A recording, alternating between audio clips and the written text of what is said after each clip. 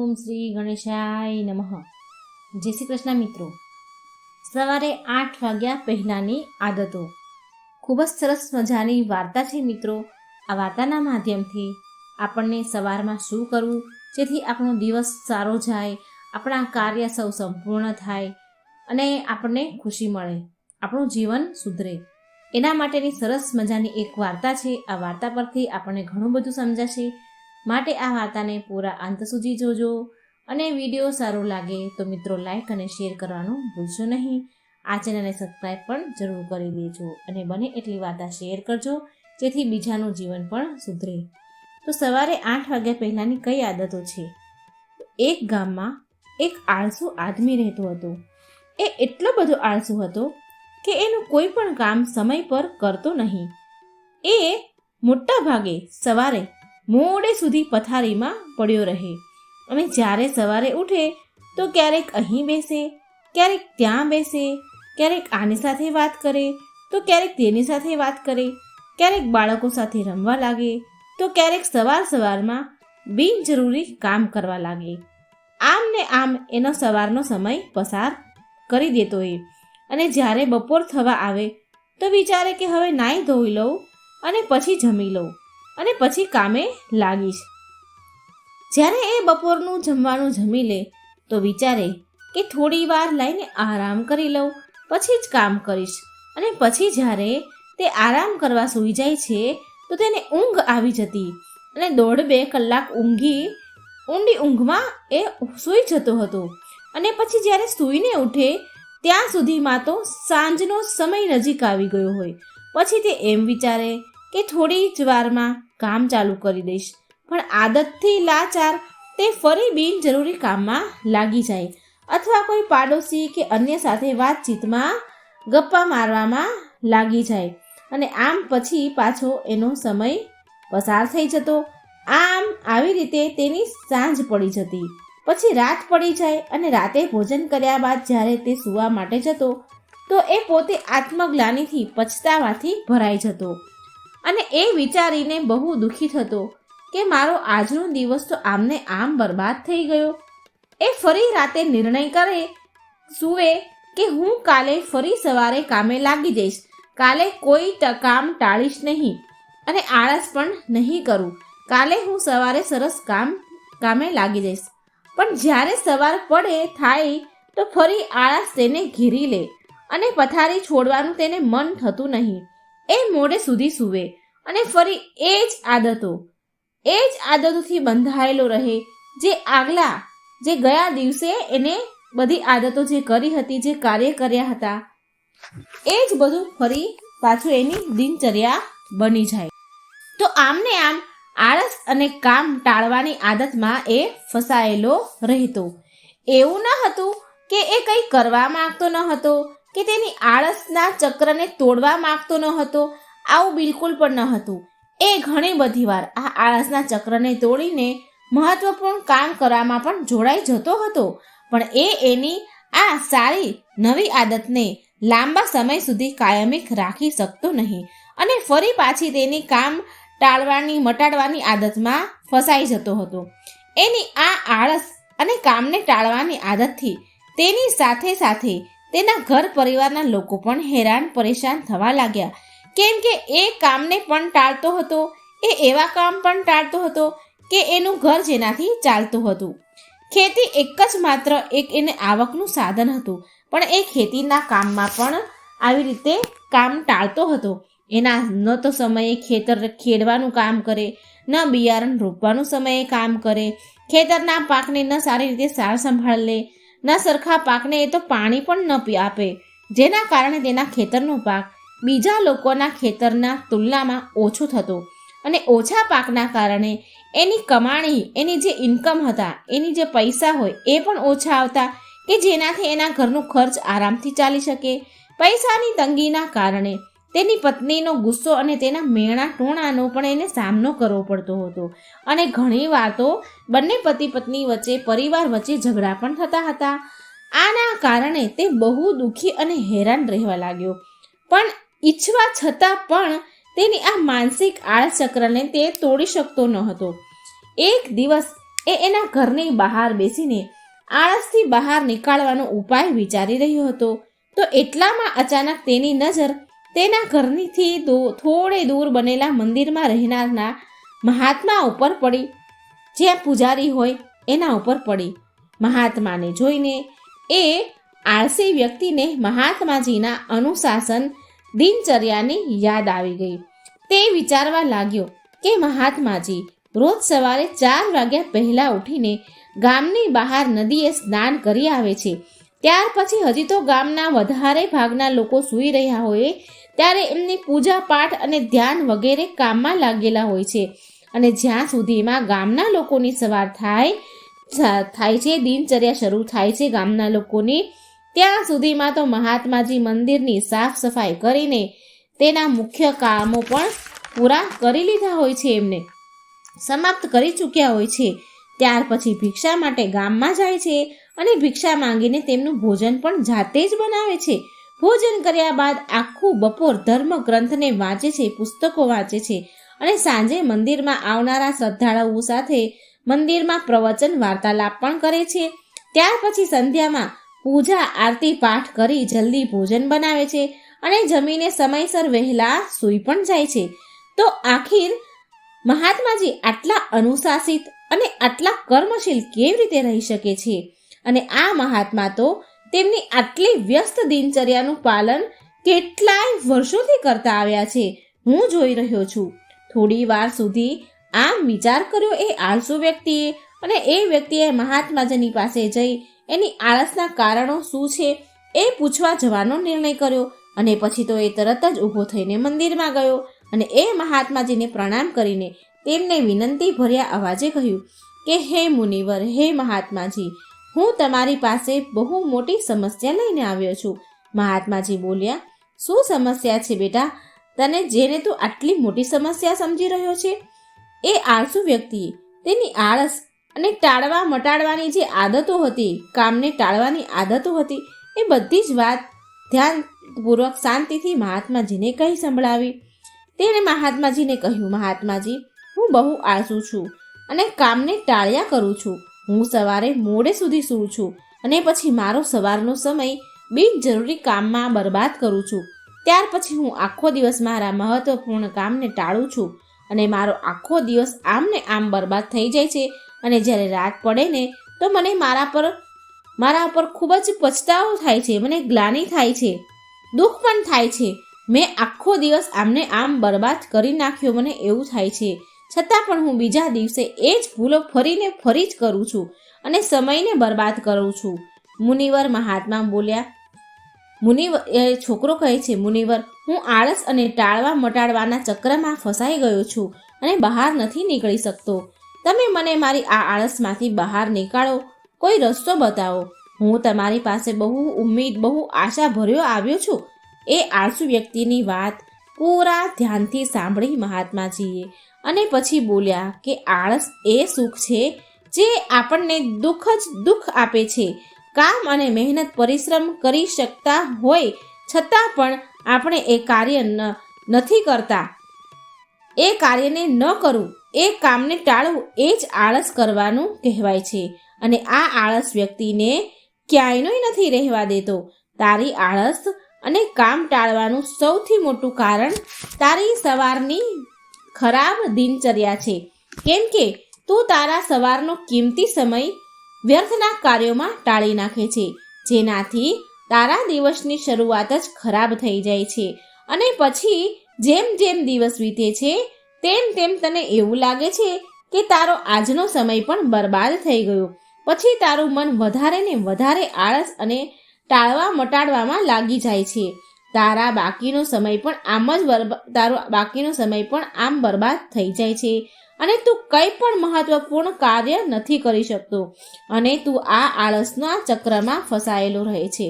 જો તું તારી સવારને જીતવાનું શીખી જા, જો તું તારા સવારના સમયનો સદઉપયોગ કરવાનું શીખી લે, તો તારો બાકીનો દિવસ સહેલાઈથી સુધરી જશે. પરંતુ સવારને જીતવી કંઈ એટલી સહેલી નથી. આના માટે તારે અમુક મહત્વપૂર્ણ આદતો છે જેને સવારની દિનચર્યામાં તારે ઉમેરવી પડશે, તારે આ આદતો પાડવી પડશે. અને દ્રઢતાપૂર્વક તેનું પાલન પણ કરવું પડશે. તો આજે હું તને સવારની એવી 7 આદતો વિશે કહું છું, જેને તું તારી સવારમાં જો ઉમેરીશ, તું આ આદતો પાડીશ, તો તું માત્ર આળસથી છુટકારો જ નહીં પણ એક અનુશાસિત અને મજબૂત વ્યક્તિ બની જઈશ. તો આ 7 આદતો વિશે ધ્યાનથી સાંભળજે. તો સૌ પ્રથમ સવારની પહેલી આદત છે, તારે જે અપનાવવાની છે તે છે ધ્યાનનો અભ્યાસ. ચિત્તને એકાગ્ર કરીને કોઈ એક વસ્તુ પર કેન્દ્રિત કરવાને ધ્યાન કહેવાય છે. ધ્યાન કરવાથી આત્મિક અને માનસિક શક્તિનો વિકાસ થાય છે. જો તું રોજ સવારે બેસીને 10 થી 15 મિનિટ માત્ર તારા શ્વાસ પર ધ્યાન લગાવ, આવતા જતા શ્વાસને જો કે જ્યારે શ્વાસ તારી અંદર જાય છે તો પેટ કેવી રીતે ફૂલે છે, અને જ્યારે એ શ્વાસ બહાર નીકળે છે તો પેટ કેવી રીતે પાછળ એની અંદર ચાલ્યું જાય છે. જો કે શ્વાસ પેટથી ચાલે છે કે હૃદયથી, શ્વાસ ડાબી બાજુના નાકથી ચાલે છે કે જમણી બાજુના નાકથી, જ્યારે તું તારા શ્વાસ પ્રત્યે જાગૃત થઈ જઈશ તો આ જ પ્રક્રિયા બની જશે. અને આ આદતને અપનાવીને તારી અંદર જાગૃતતા અને એકાગ્રતા વધશે અને તું જોઈશ કે તું પૂરો દિવસ શાંત, પ્રસન્ન અને જાગૃત રહીશ. તું જે પણ કામ કરીશ એને પૂરી એકાગ્રતા સાથે કરીશ અને તારી માટે વર્તમાનમાં રહેવું બહુ સરળ બની જશે. તો બહુ સરળ અને પ્રભાવશાળી તું બની જઈશ. તું બહુ સરળ અને પ્રભાવશાળી વ્યક્તિ બનીશ. માટે બહુ જલ્દી તારી સવારની દિનચર્યામાં આ આદતને ઉમેરી લેજે. સવારની તારી બીજી આદત છે ધન્યવાદ પ્રગટ કરવું, આભાર વ્યક્ત કરવો. સવારનું વાતાવરણ એકદમ શાંત અને ખુશહાલ ભર્યું હોય છે. આ સમયે પ્રકૃતિમાં એક અલગ જ પવિત્રતા અને ઉર્જા ફેલાયેલી હોય છે. તો આ બહુ સાચો સમય છે ધન્યવાદ પ્રગટ કરવાનો. તારા જીવનમાં જે પણ સારી વસ્તુ છે, સારા લોકો છે કે પછી સારી પરિસ્થિતિ છે જેનાથી તને આનંદ અને ખુશી મળે છે, એ બધા માટે બ્રહ્માંડને કે ઈશ્વરને, જેને પણ તું માને છે, એને આ બધું તને આપવા માટે ધન્યવાદ કે આભાર પ્રગટ કર. જ્યારે આપણે આપણો દિવસ આભાર ધન્યવાદના ભાવથી શરૂ કરીએ છીએ તો આપણી બધી બાધાઓ, મુશ્કેલીઓ એની જાતે જ દૂર થઈ જાય છે અને નવા અવસરોના દરવાજા ખુલી જાય છે. પછી આપણે કંઈક બનવા અને કંઈક કરવા પ્રત્યે આકર્ષિત થઈએ છીએ. ધન્યવાદથી ભરેલા વ્યક્તિના અંદરથી નકારાત્મકતા, વિચાર અને દુઃખ સમાપ્ત થઈ જાય છે અને એની સફળતાના નવા રસ્તા શોધવા લાગે છે. આભાર વ્યક્ત કરવાથી મનમાં સકારાત્મકતા અને ખુશીનું સ્તર વધે છે, જેનાથી માનસિક રોગ અને માનસિક વિકાર દૂર થવા લાગે છે. જીવનથી અસંતુષ્ટ અને કમીઓ જે ભાવના હોય છે એ બધી સમાપ્ત થઈ જાય છે. બ્રહ્માંડથી જે પણ વસ્તુ મળે છે એના પ્રત્યે આપણા મનમાં ધન્યવાદનો ભાવ હોવાથી આપણને ખુશી મળે છે. ત્યાર પછી આ ખુશીઓની તરંગો આપણામાંથી નીકળીને બ્રહ્માંડમાં ફેલાવા લાગે છે. ખુશીની આ તરંગો આપણાથી મળીને આસપાસના વાતાવરણમાં ફેલાવા લાગે છે, જેનાથી આપણી સાથે સાથે પૂરું બ્રહ્માંડ ખુશ થઈ જાય છે. સાથે આભાર પ્રગટ કરવાથી આપણે આસપાસના લોકો પ્રત્યે ધન્યવાદથી ભર્યા રહીએ છીએ, જેનાથી લોકોની નજરમાં આપણી જે છબી હોય છે એ સારી થઈ જાય છે. લોકો આપણને સારા અને ભલા વ્યક્તિની નજરથી જુએ છે. આનાથી એ થાય છે કે જે પણ આપણને મળે છે આ એ આપણા મિત્ર બની જાય છે અને આપણને પસંદ કરવા લાગે છે. ટૂંકમાં કહીએ તો રોજ આભાર પ્રગટ કરવાથી જીવનમાં સુખ, શાંતિ અને સમૃદ્ધિના દ્વાર ખુલી જાય છે. ત્રીજી આદત છે વ્યાયામ કરવો, એટલે કે કસરત કરવી. કસરત કરવી એ ખૂબ જ જરૂરી છે. સવારની દિનચર્યામાં યોગા કે કસરત સામેલ કરવાથી વ્યક્તિના જીવનમાં ચમત્કારિક રૂપથી બદલાવ આવે છે.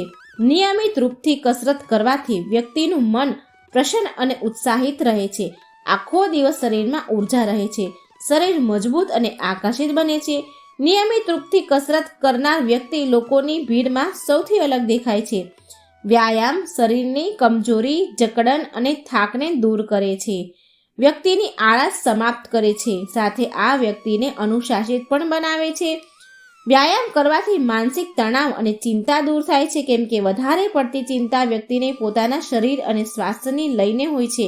પણ વ્યાયામ કરવાથી વ્યક્તિના શરીરમાં સારું સ્વાસ્થ્ય રહે છે, જેથી તેની ચિંતા અને પરેશાનીઓ દૂર થાય છે. તો તારે તારી દિનચર્યામાં વ્યાયામને જરૂર ઉમેરવી જોઈએ, અને એ પણ ઓછામાં ઓછી 30 મિનિટ રોજ. હવે સવારની ચોથી આદત છે. સવારની ચોથી મહત્વપૂર્ણ આદત છે સારી બુક્સ, પુસ્તકો વાંચવા. ગ્રંથો વાંચો, પુસ્તકો વાંચો. જે દુનિયામાં જેટલા પણ મહાન અને સફળ લોકો થયા છે, એ બધાની એક આદત હોય છે. એ બધા સારા પુસ્તકો વાંચવાના શોખીન હોય છે. એના કામની અને શોખના પુસ્તકો વાંચી નવું કંઈક મેળવે છે, નવું શીખે છે, નવું શીખ્યા કરે છે, જેનાથી એ બીજા લોકોની તુલનામાં બહુ આગળ વધી જાય છે. પુસ્તકોને વાંચવું પણ એક ધ્યાન કહેવાય છે. જ્યારે આપણે આપણા મનપસંદ બુક્સ વાંચતા હોઈએ છીએ, ત્યારે આપણે ખોવાઈ જઈએ છીએ. ત્યારે આપણી આજુબાજુ જે ઘટના કોઈ બનતી હોય તેમાં આપણું ધ્યાન નથી રહેતું. તો આ પણ એક ધ્યાન પ્રક્રિયા બની જાય છે. માટે જે લોકોને ધ્યાન કરવામાં સમસ્યા હોય, એ લોકોએ એમના મનપસંદ પુસ્તકો વાંચવા શરૂ કરી દેવા જોઈએ. પુસ્તકો વાંચવામાં બહુ ફાયદા છે, જેમ કે એકાગ્રતા વધે છે, મગજ તેજ થાય છે, મગજની શક્તિ વધે છે, તણાવ ઓછો થાય છે, જાણકારી વધે છે, જ્ઞાન મળે છે, વાત કરવી, બોલવું અને લખવાની કલા વિકસે છે, કલ્પનાશીલતા વધે છે, યાદદાસ્ત વધે છે, સારી ઊંઘ આવે છે, એકલાપણું દૂર થાય છે અને આપણને એક સારા વ્યક્તિ બનાવે છે. માટે તારે રોજે સવારે કે રાત્રે સૂતા પહેલા પુસ્તક જરૂર વાંચવા જોઈએ. સવારની 5મી આદત છે લક્ષ્ય નિર્ધારિત કરવું. એટલે કે આપણે આખો દિવસમાં શું કરવું છે એ સવારમાં નિર્ધારિત કરી લેવું. સવારમાં આપણું મન શાંત અને સ્પષ્ટ હોય છે. આપણે વધારે સ્પષ્ટતાથી વિચારી શકીએ છીએ. માટે દિવસભરમાં શું કરવાનું છે, કોને કયું કામ સોંપવાનું છે, કે કયા કામની નવું શરૂઆત કરવાની છે, આ બધી યોજના સવારમાં જ બનાવવી જોઈએ. લક્ષ્ય નિર્ધારિત કરવું આટલું જરૂરી કેમ છે? તો એ એટલા માટે કે આપણું મન એટલું બધું ચંચળ હોય છે કે એક દિશામાં આગળ વધવા માટે તૈયાર નથી હોતું. પણ જે મનને સારું લાગે છે એ દિશામાં કામ કરવા માટે આપણને મજબૂર કરે છે. મનની ઈચ્છાઓ મોસમ જેવી હોય છે, જે અમુક સમયના અંતરે બદલ્યા કરે છે. મનની આ ઈચ્છાને નિયંત્રિત કરવા માટે લક્ષ્યને નિર્ધારિત કરવા માટે બહુ જરૂરી છે. લક્ષ્ય નિર્ધારિત કરવું બહુ જરૂરી છે. જ્યારે આપણે લખીને આપણું લક્ષ્ય નક્કી કરીએ છીએ, તો આપણને આપણું લક્ષ્ય એકદમ સાફ દેખાય છે. અને લક્ષ્ય નિર્ધારિત કરીને ઘણી હદ સુધી આપણે આપણા મનને કાબૂમાં કરી લઈએ છીએ.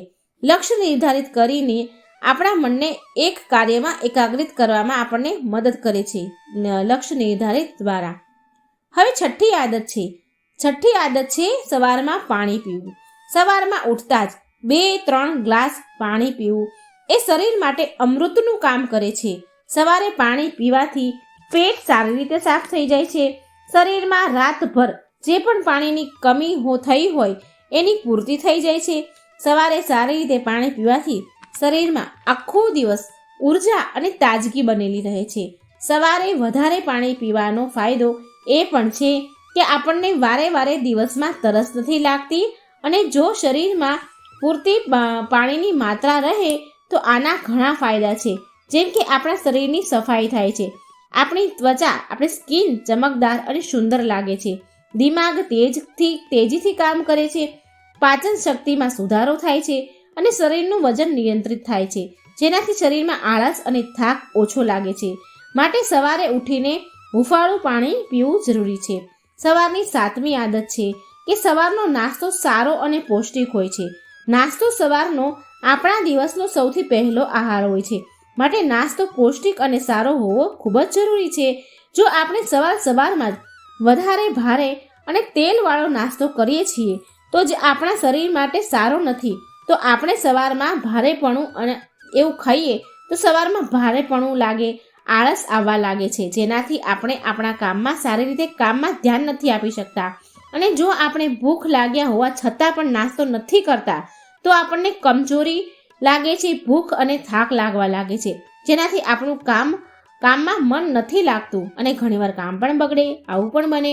માટે જો સવારમાં ભૂખ લાગે છે તો સારો અને પૌષ્ટિક નાસ્તો જરૂર કરી લેવો જોઈએ.